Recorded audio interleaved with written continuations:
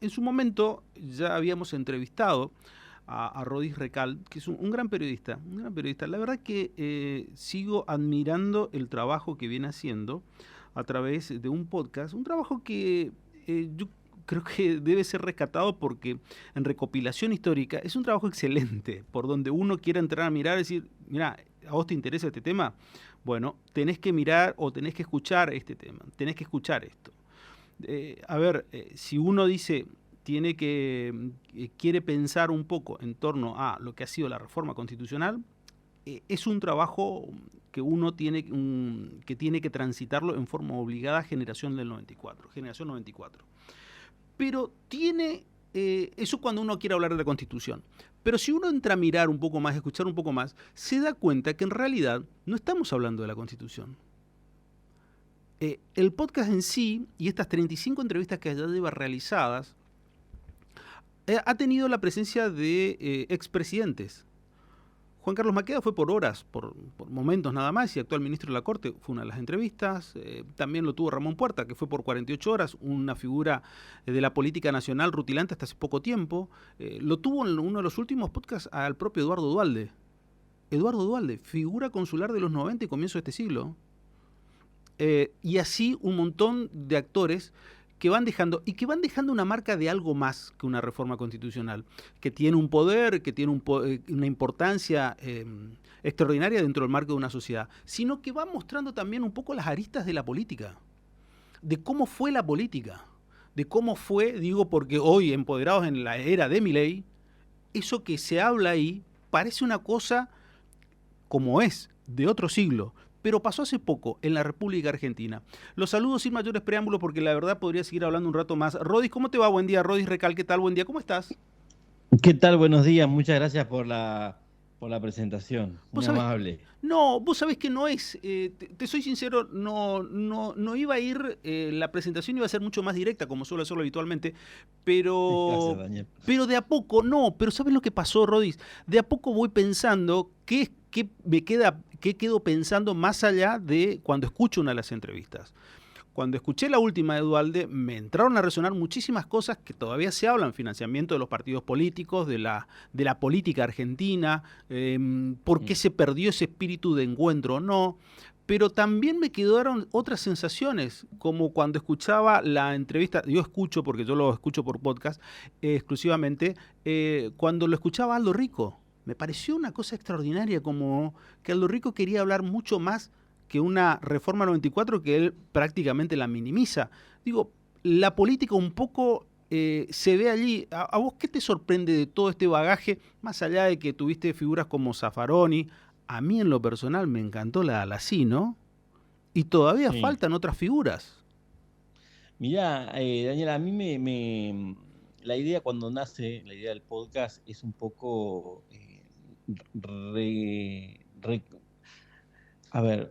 tratar de reflexionar y conocer detalles de aquel evento. Esto empezó como una idea de, bueno, vamos a ver de qué se trató la reforma de la Constitución.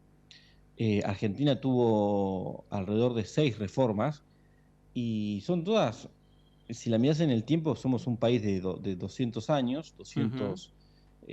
sí, un poco más de 200 años, con eh, 6 reformas, ¿no? Es decir, que tienen todas, hay una distancia en el tiempo bastante breve entre algunas, ¿no? Y esta ya lleva 30 años, la última.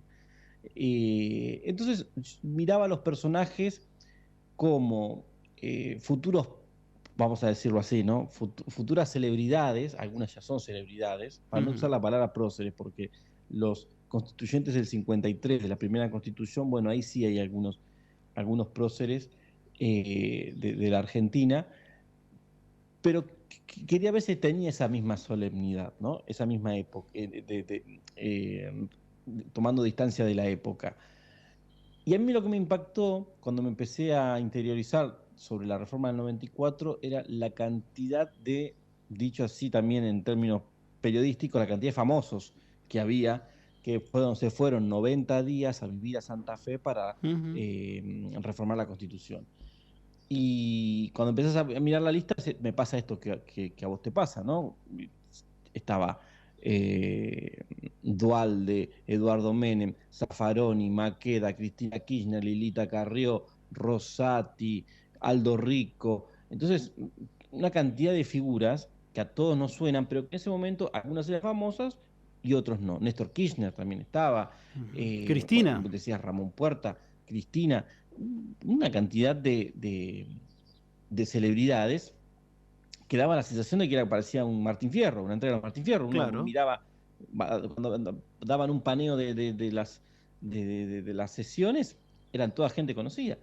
Eh, bueno, y también era buscar esto otra cosa que vos decías, que era retratar un poco la época, ¿no? Retratar un poco la política de los años 90, mirarla con una mirada 30 años posteriores y, y hacer la comparación. O sea, yo trato de no comparar mucho porque la comparación le queda al oyente, pero en esa búsqueda a mí también me pasa que la comparación es automática, ¿no? De ver, bueno, cómo se hacía política en ese entonces, cómo se hace hoy, con los vicios de entonces, Ujú. con los vicios de ahora, con las virtudes de entonces, las virtudes de ahora. Entonces, todo el tiempo está el ida y vuelta en mi cabeza y mis preguntas no dejan de tener un poco escondido, si querés, eso que trato de no tenerlo para que el retrato sea mucho más fiel, ¿no? De la época.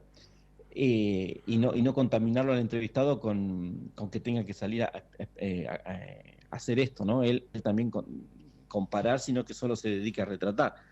Eh, Mira, un ejemplo claro, que es el Mm, más claro de todos, es el consenso de esa época mm, y cómo venía la Argentina. Porque en 1994 habían pasado solamente 10 años del regreso a la democracia, 11 años. ujú, Y la política toda estaba en una ola de consenso mm. que lo representaban Menem y Alfonsín en ese momento con el Pacto de Olivos. Que el Pacto de Olivos tenía mala prensa en ese entonces porque parecía el acuerdo de dos políticos Mm. escondidos, y que solamente buscaban la reelección de Menem, ¿no? Que Menem buscaba eso y que Alfonsín buscaba algunas otras cosas más, pero estudiando el proceso, te das cuenta que la reforma de la Constitución venía ya desde el año 72 queriendo plantearse. De hecho, en el 72 se hace una reforma, una adenda para el Ujú. regreso de Perón a la Argentina, y después el sistema político constantemente, todo el tiempo, estaba intentando decir, bueno, esto hay que reformarlo.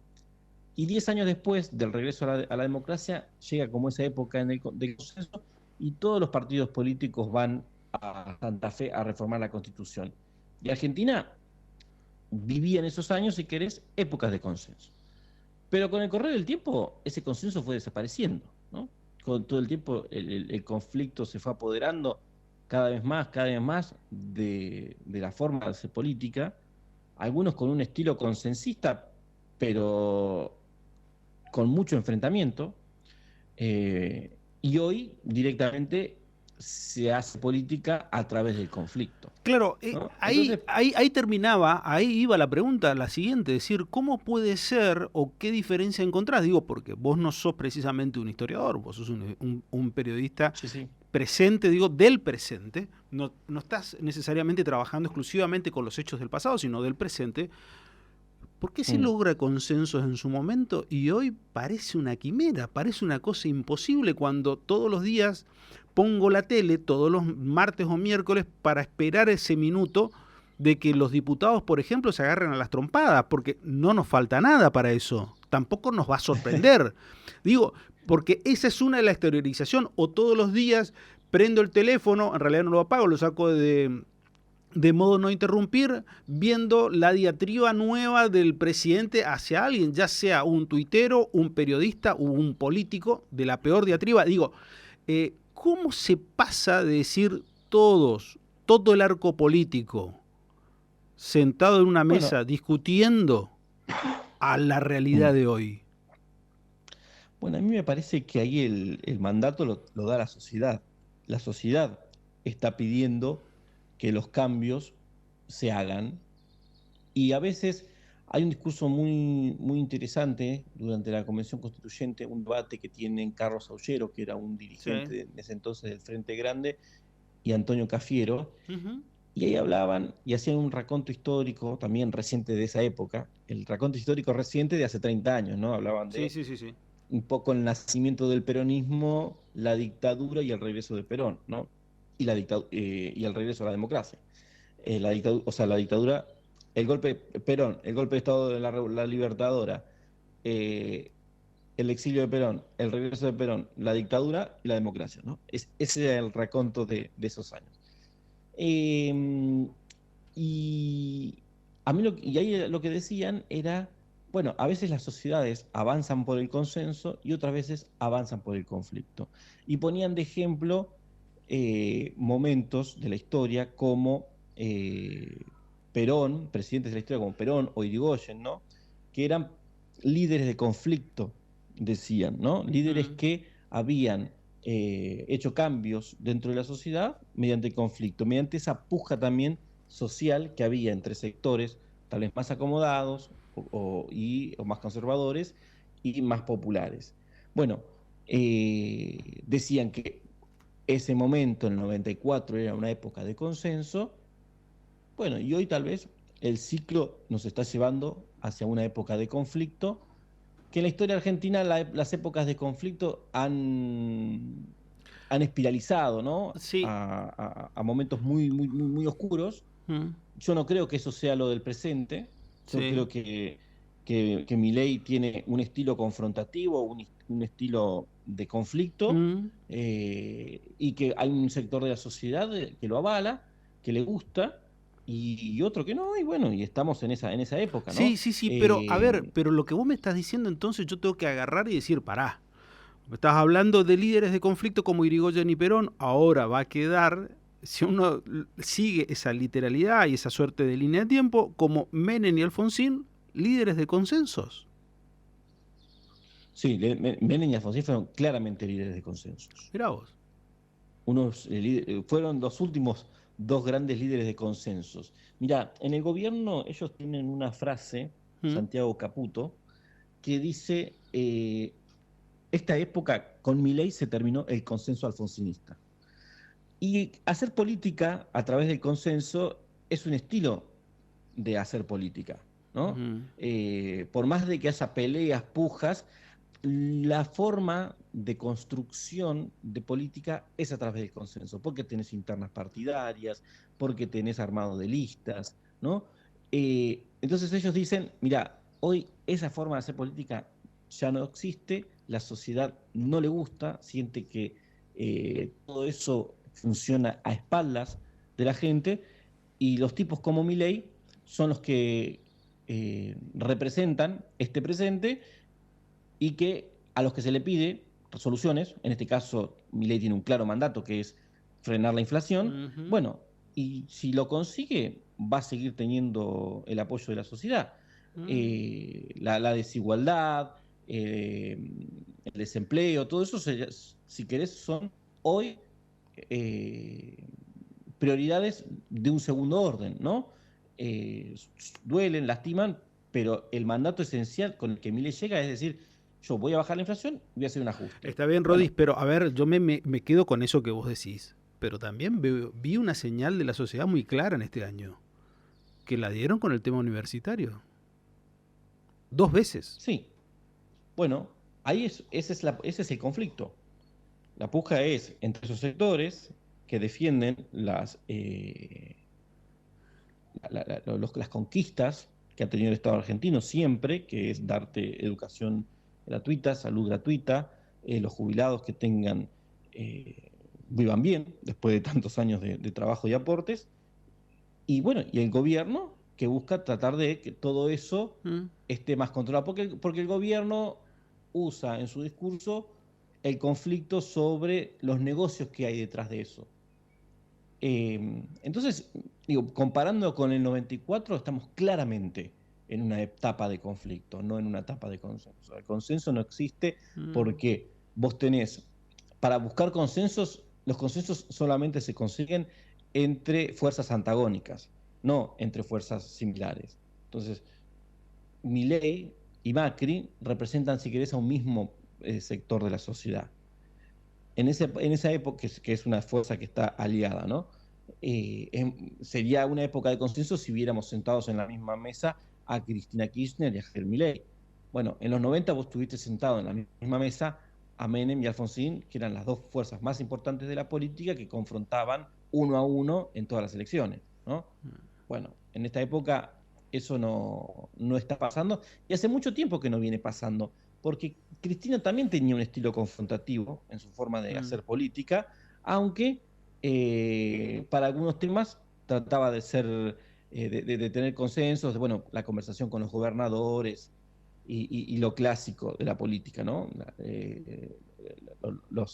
La distribución de los ingresos y todo eso, pero ¿había algún rasgo conflictivo en su forma de conducir? Bueno, Milei es la espiralización de esa forma, ¿no?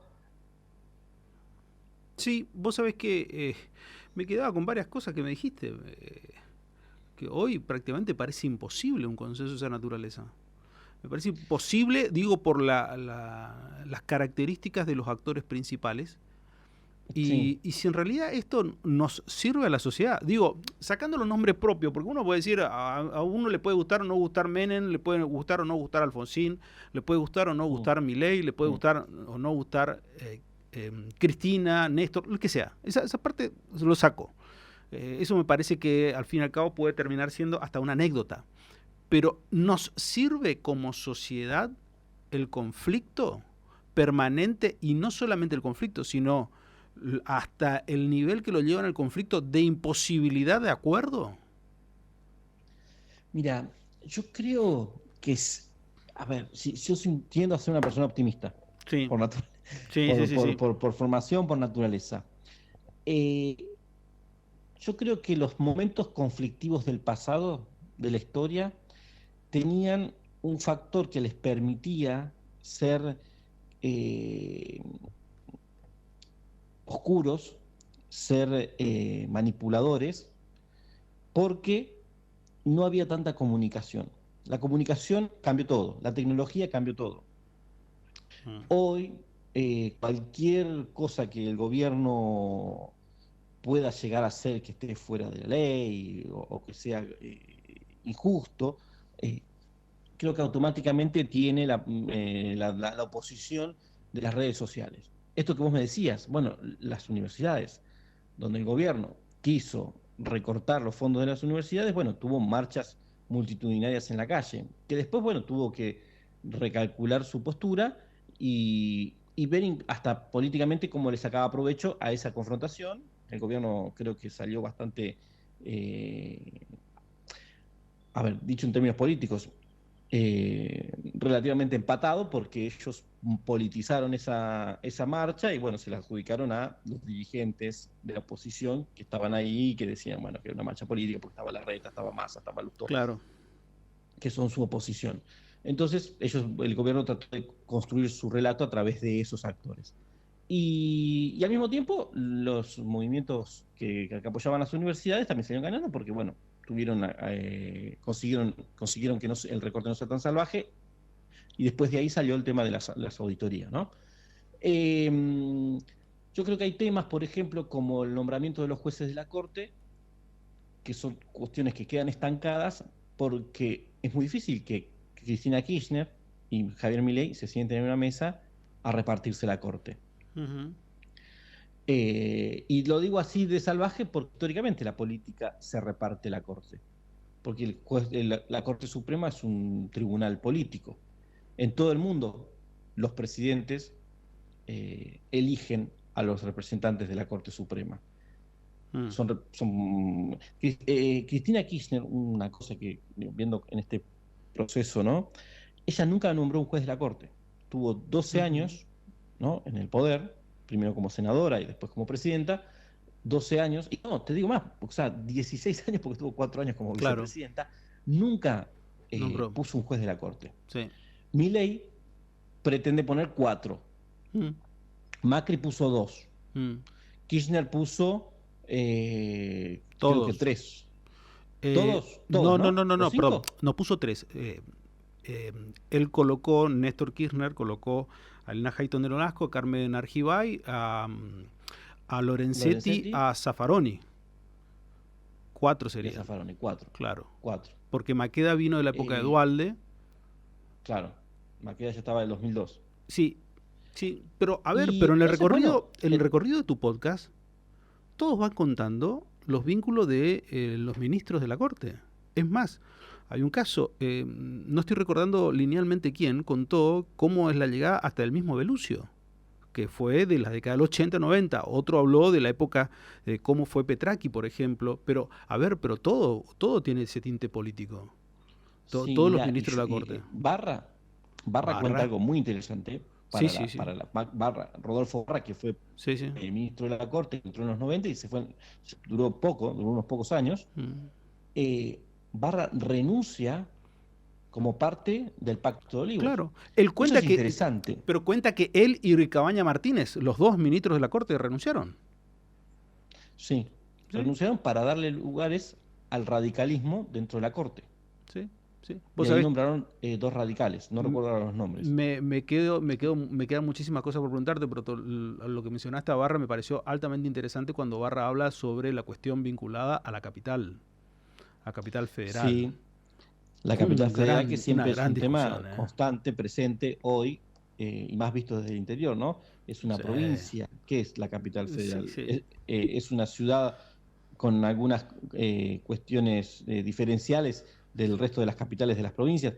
Es un tema que quedó dentro de la constituyente, con el que se avanzó mucho más. Yo ahí lo entendí, lo aprendí. La creación de la capital federal como ciudad autónoma, como ciudad-estado, es interesante porque en el Pacto de Olivos, lo único que querían Alfonsín y Menem era que haya voto directo del intendente de la capital. Claro. Eso decía la letra del Pacto de Olivos, porque hasta ese momento al intendente de la capital federal lo elegía el presidente. Entonces ellos dijeron, bueno, vamos a darle el voto directo al vecino de la ciudad de Buenos Aires para que elija su propio intendente. Y en la Convención Constituyente se avanzó mucho más y fue en la discusión hacia una autonomía de la ciudad. Que en realidad el que te lo cuenta un poco en base, y me quedó grabado, fue Eduardo Valdés. Cuando te toma el parámetro de Washington, por ejemplo, que tomaron mucho ejemplo de los Estados Unidos y también un poco de Brasil. Sí. Varios hablan un poco de ese tema, que es hiper interesante porque, totalmente.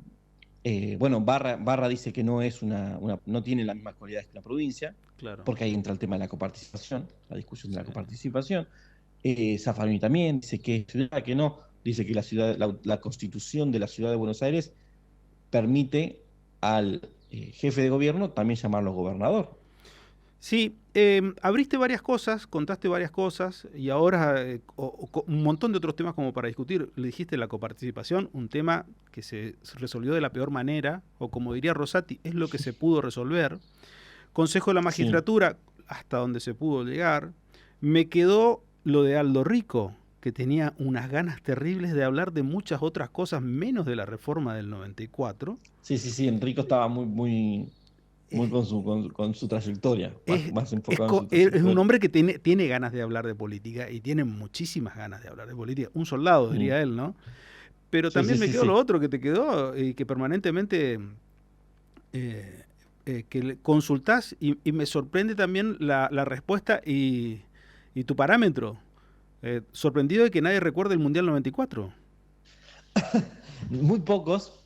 Creo que el único que recuerda alguna cosa era Horacio Masachesi, que vio el partido de Nigeria-Argentina con Alfonsín en el hotel, pero después del resto nadie recuerda un partido de ese mundial donde lo vio. Sí recuerdan el atado a Lamia, pero no recuerdan ese mundial. Es increíble. Eso me parece impactante. En algún momento, la pregunta en un momento de pasar a hacer una pregunta frívola, que yo dije, bueno, cuando lo pienso, voy a preguntar sobre esto, pensando que tenga un rasgo de frivolidad también en la conversación para que sea más entretenida, terminó derivando en un estudio antropológico de los constituyentes que estaban tan metidos en la historia que no recuerdan el mundial. en una sociedad tan futbolera como la Argentina, ¿no? Totalmente. Rodis, te sigo escuchando. Y aparte, no solamente una sociedad tan futbolera, sino que entiendo que siempre se le pone una enorme carga al fútbol. Una enorme carga en el sentido de decir el fútbol como que condicionante de todo, pero evidentemente ahí no fue. Te sigo escuchando. Yo por lo menos lo hago a través de los podcasts y me parece muy interesante, muy bueno tu trabajo nuevamente, como ya te lo dije en su momento. Y seguimos en contacto, ¿te parece? Muchas gracias, Daniel. Espero que te guste que en Spotify se escala la selección musical de la época. Sí, también me llamó la atención. Mucho rock me pareció. Y bueno, pasa que no. Está bien, está bien. No encontré ningún chamamé del 94, ninguna samba, nada del 94, ¿qué hay? Pero hay un montón. Pero bueno, no importa. El trabajo está muy bien hecho. Un abrazo. Un abrazo grande. Dale, chao, chao. Rodis Recal, un gran periodista. La verdad, interesante el trabajo como para poder escucharlo.